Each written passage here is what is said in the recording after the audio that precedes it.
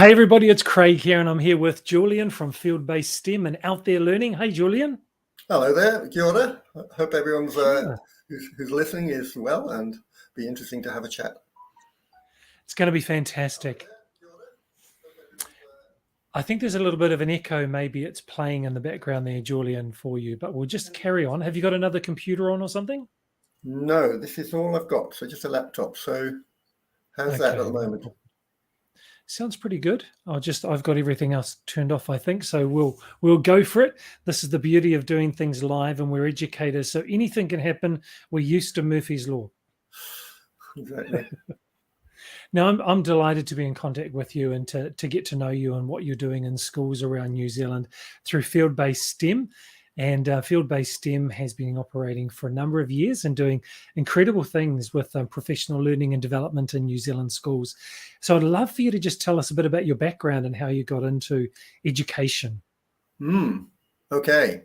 Well, I'll very briefly take you right back, because I think that my early childhood experiences informed the reason to become a teacher initially. And basically, in a nutshell, I had a few experiences in my childhood where my father was a teacher, and through him and other teachers, my eyes felt like they were opened at certain points in my childhood. So I had, not necessarily in school, partly in school, but also out of school, just experiences where the world suddenly widened and expanded for me in a way which was quite transformational. So I guess I was I had these experiences and they've never left me. So, later down the track, after iterating a few sort of different jobs and things like that, I finally decided to become a teacher. And I think behind the back of that idea of becoming a teacher was always the desire to recreate that possibility for other people. So not to replicate it, because everyone's unique and individual, and you never know what little moment will be their moment, to suddenly see the world in a kind of a little bit of a different way.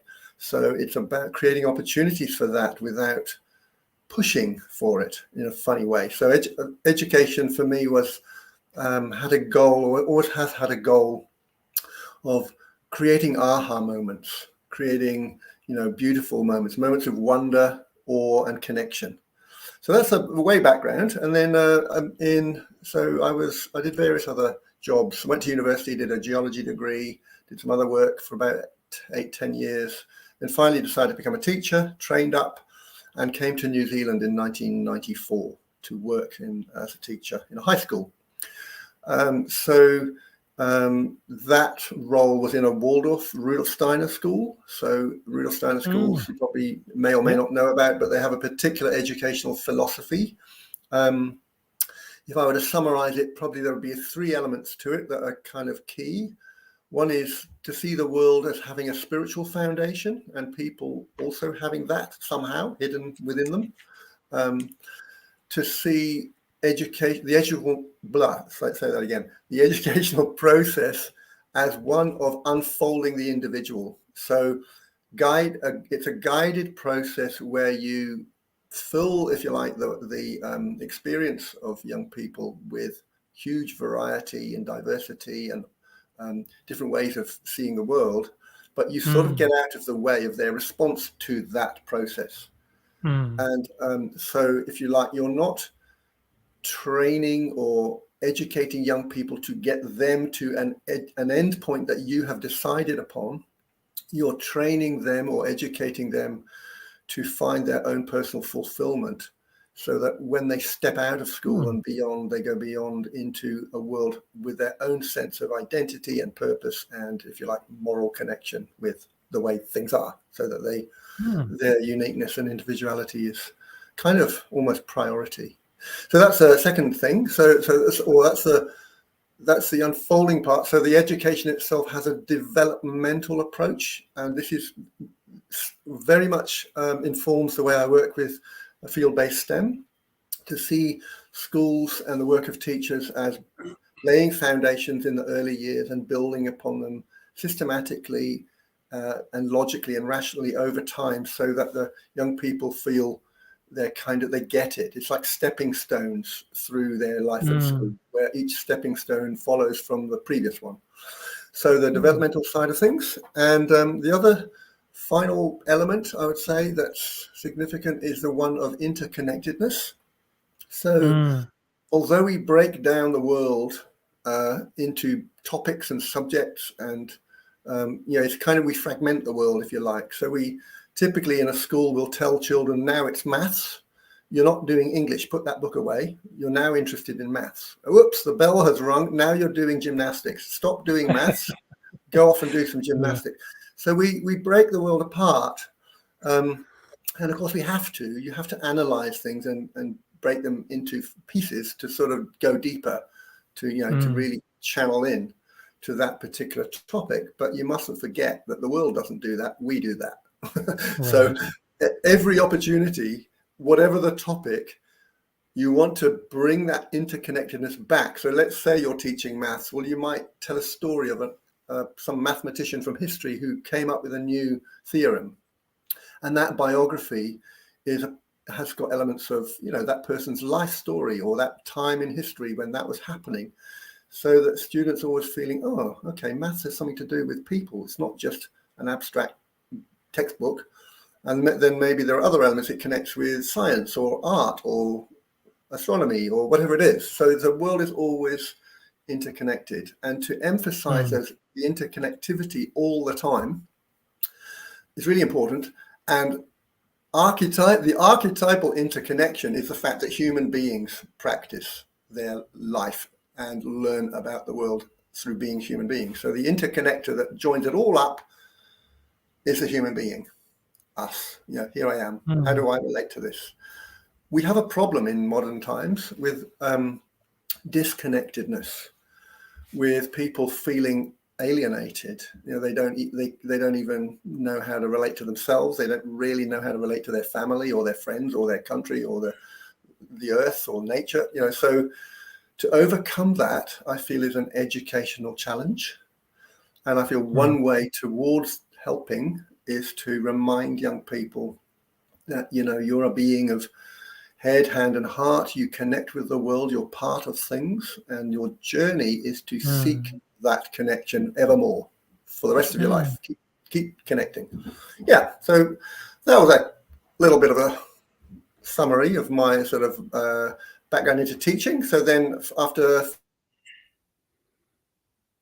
14 odd years in high school, where I did lots of environmental sciences, lots of outdoor activities and outdoor learning activities, lots of camps, expeditions to the Southern Alps, all sorts of things with students, lots of hikes around Tongariro, all of that sort of thing.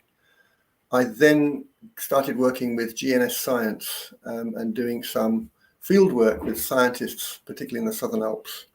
And that over a period of a few years increased more and more until finally I left my job at the school and became the science educator and science communicator kind of full-time at GNS Science. So GNS Science is New Zealand's government geological research institute.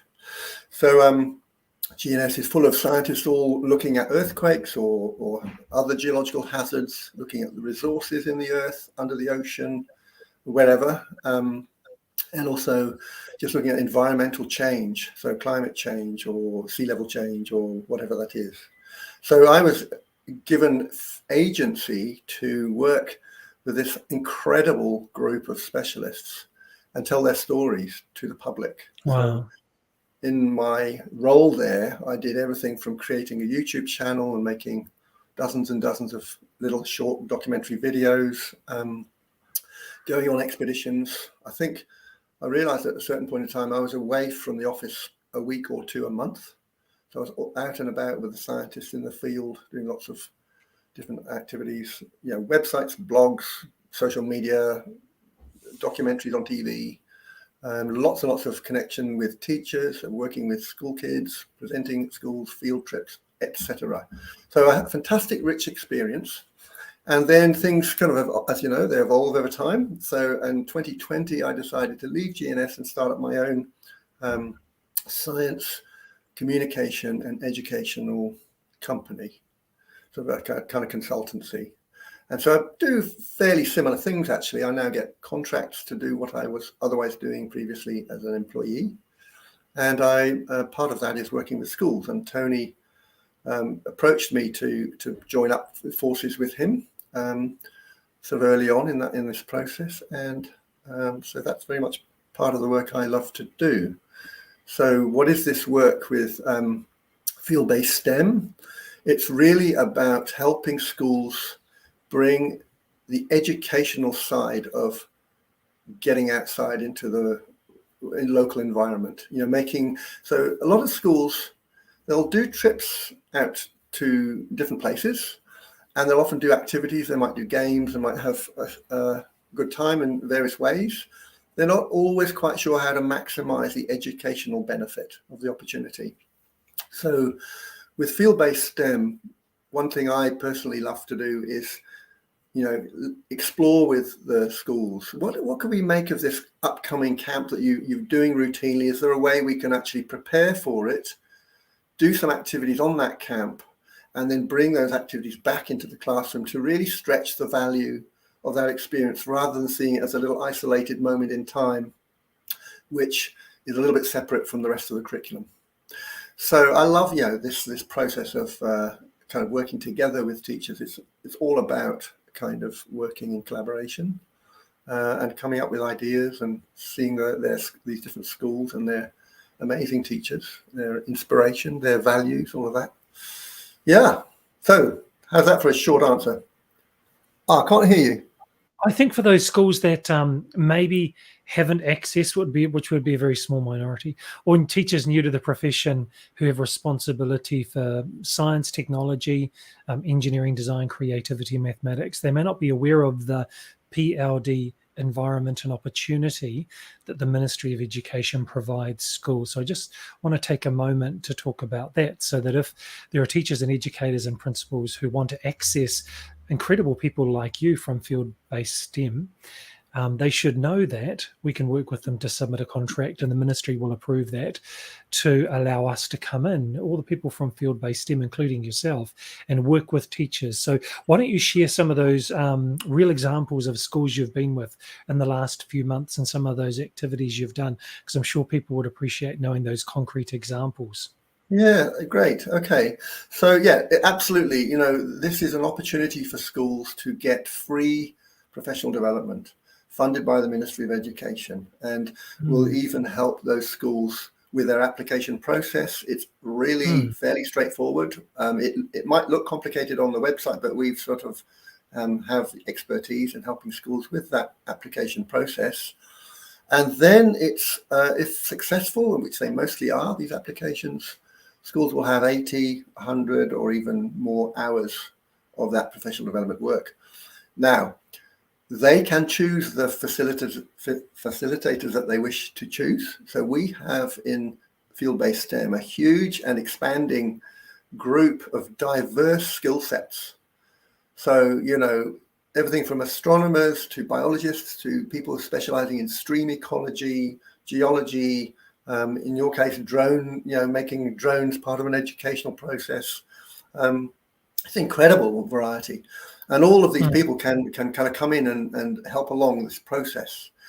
So give an example of some of the work I've been doing. I'm connected with several schools in the Wairarapa, and a good example would be in Featherston, St. Teresa's. So we connected with them. And what was great, and this isn't exclusive to this particular school, but it's a good example. We spent the first 2 days of this professional development process with the principal and a lead teacher, just looking at the whole curriculum through the school, literally going through where in the school do the children do activities which have some sort of nature connection or potential nature connection. So we went from year 1, or in fact the new entrants, year 1, 2, 3, 4, 5, 6, 7, 8, and we made a map, if you like, of those activities.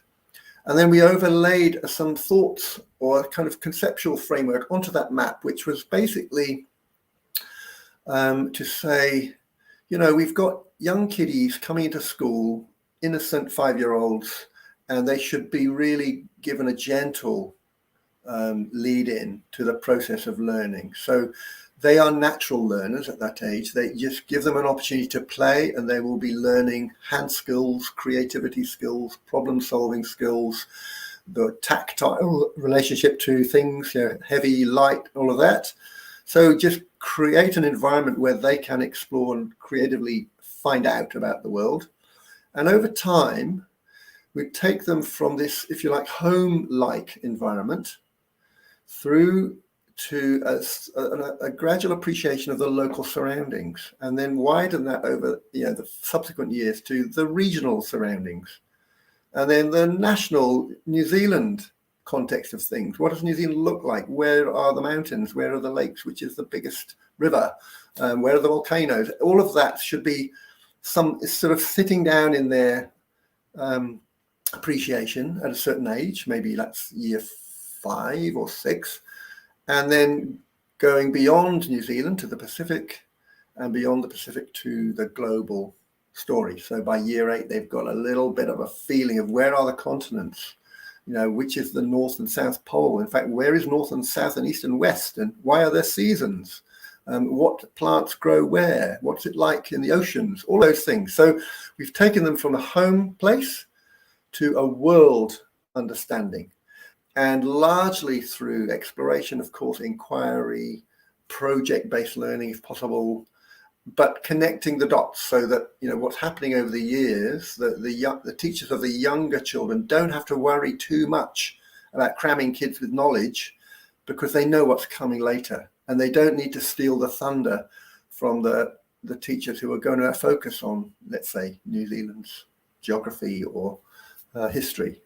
So that's that sort of thing. So it's making it kind of flow and make sense through from beginning to the point where they leave school and they go off into secondary school with a little bit of a sense of, I kind of know where I stand in the world a little bit.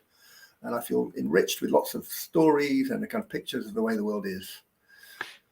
Yeah, can you tell us about two things, Julian? I'd love for you to just define, for those that are not familiar, field-based STEM versus other learning, and then geoscience, which is your specialty. Yes, okay. Field-based STEM. So field-based STEM, science, technology, engineering, and mathematics. So we're looking at the kind of sciencey side of the world, but so field-based means we love to go out of doors and get in the fresh air.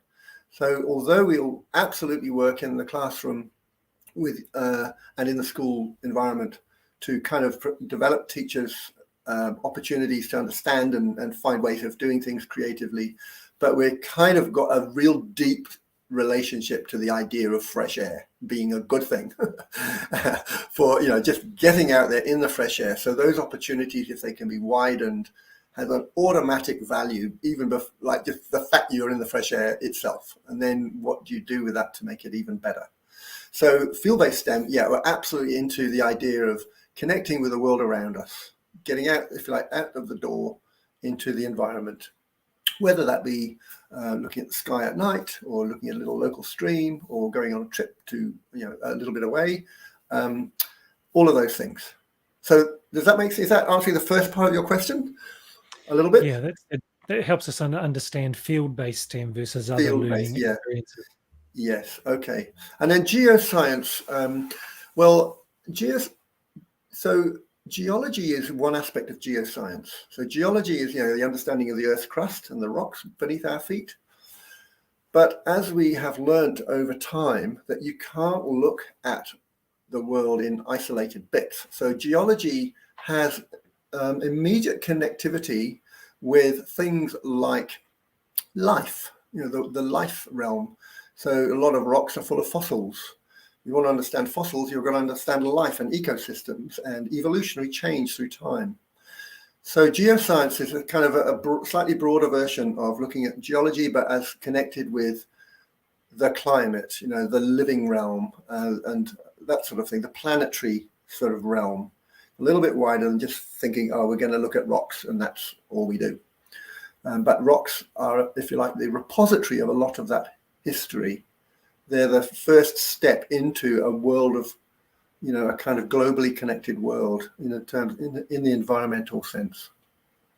When we want to understand modern climate, for example, We can go back in geological time and see evidence for ice ages and warm periods and so on.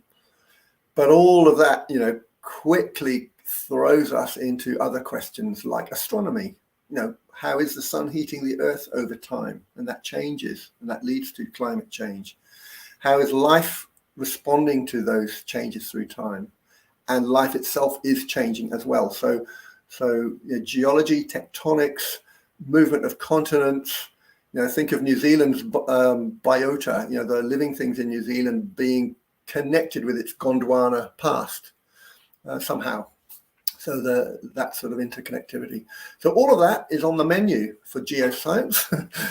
And that's why it's also really good to have a multifarious kind of faculty of people who can dig into elements of the big picture. Just before we wrap up, Julian, just for those that are watching, I can see some people are watching live right now. If you are watching and you're on YouTube, if you have a comment or a question for Julian about field-based STEM, about the work that he does, about out there learning, about field-based STEM within geoscience, please do drop your questions or your comments on YouTube, or whether you're watching on Twitter or on Facebook. We'd love to see those. I can bring them up on the screen and Julian can reply. So any comments or questions you have, we are able to answer those live. We'll give it our best shot, won't we, Julian? And just, we'll give it a shot.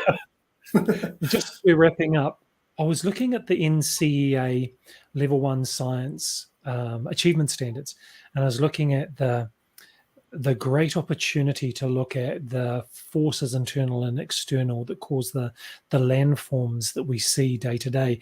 And I can imagine a student and a teacher going out on a field-based STEM activity with you and looking at the landforms and going, I see this. What caused that? Was it internal or is it external? Tell us about some of those questions that pop up, because that's real-time learning. Yeah, that's great. So absolutely classic NCEA standard, that I'm involved with a lot of the time with school students. And you've got New Zealand where, the internal forces of the earth are absolutely busy. It's not like, a billion years ago, there used to be something going on and it's now all very stable. Here we are, as we know, in a collision zone tectonically, between huge tectonic plates that are kind of grinding towards each other and past each other. And so almost anywhere you look in New Zealand, you can see the consequences of that internal car crash going on. And so you have those internal forces, and they manifest, if you like, as rock beds tilted up at a funny angle, and fault lines and earthquakes and volcanoes.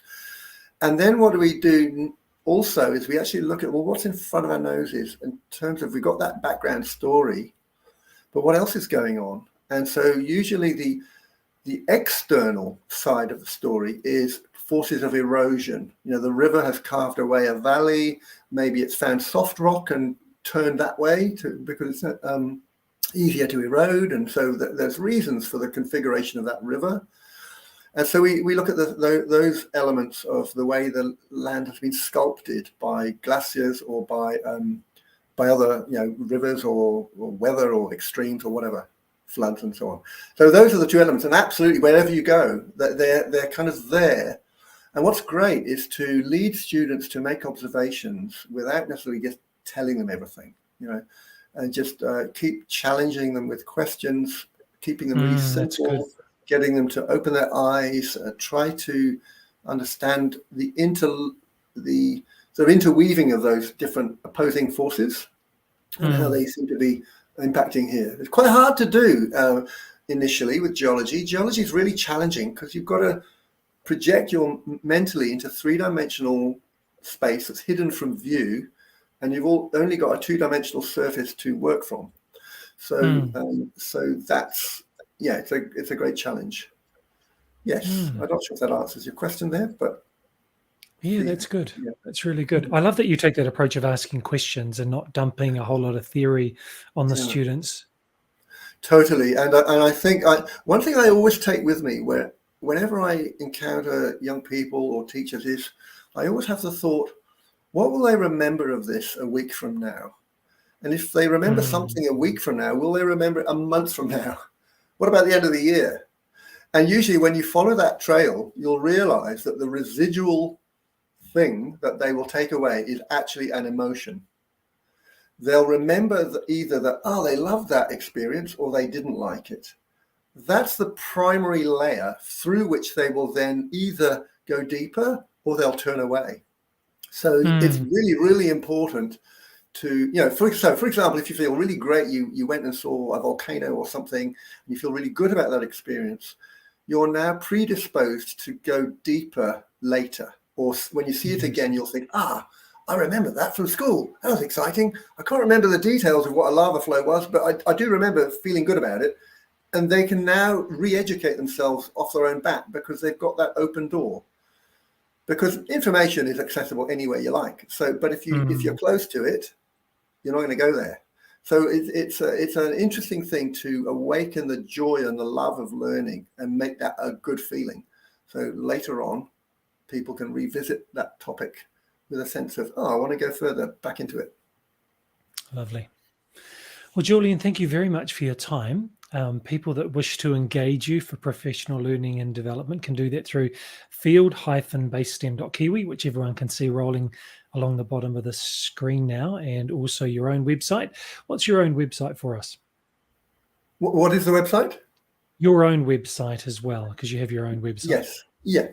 Yeah. So outtherelearning.co.nz, and welcome to have a peep at what I do. So a lot of it's put in there. That'd be great. And feel free to connect anytime. Wonderful. All right. So for educators, as you're watching the recording, and you might be watching live as well, we've got the link for you to access for field-based learning, and we'd love to work with you, Julian and I and the team and Tony, to make sure that you get a really great proposal to the Ministry of Education to make sure we meet your learning and development needs for your teachers and enhance the learning outcomes for students. So Julian, thank you so much for being with us here on a Saturday. Wonderful to learn more about what you do in schools. So thank you so much for your time. Yeah, thank you very much. Everybody else, have a great weekend. We'll see you on the next Field-Based STEM videocast. See you soon.